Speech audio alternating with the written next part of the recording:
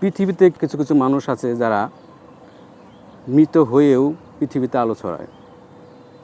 তাদের দেহ মাটিতে মিশে গেলেও তাদের কাজ, তাদের আদর্শ, তাদের ভালোবাসা মানুষের হৃদয়ের মণিকোঠায় যুগ যুগ ধরে অম্লান হয়ে থাকে। মানুষ তাদেরকে যুগ যুগ ধরে মনে রাখে, যুগ যুগ ধরে তাদের পথ অনুসরণ করে। আমার সামনে এই পাতাহীন, নিঃসার, পানহীন মৃত গাছগুলো দেখতে পাচ্ছেন। তারা মৃত, কিন্তু তারা যেন এক অনন্য দৃশ্যের সাক্ষী। শীতের তীব্র স্পর্শে তাদের পাতা ঝরে গেছে এমনটা মনে হতে পারে, কিন্তু বাস্তবিক পক্ষে তারা কিন্তু মৃত। তারপরে দেখুন, মৃত গাছগুলো এই সূর্যের আলোয় কি চমৎকার দ্যুতি ছড়াচ্ছে।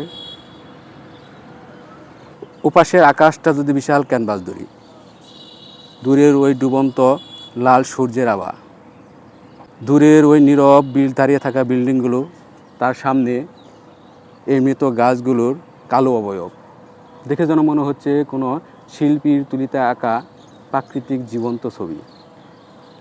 গাছগুলো মৃত হয়েও তারা দৃশ্যের অংশ, সৌন্দর্যের অংশ আর অনুভূতির অংশ।